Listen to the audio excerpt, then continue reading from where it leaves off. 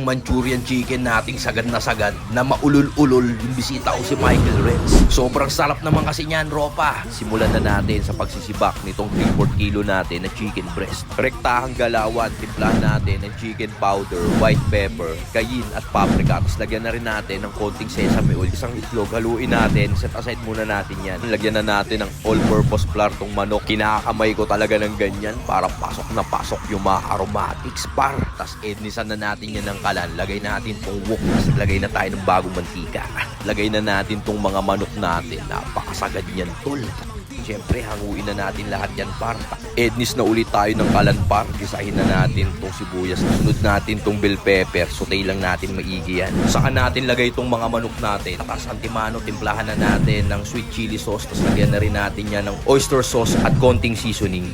Niluto ko lang sa high flame yan. Tapos lagyan lang natin ng sesame oil nung tapos na siya.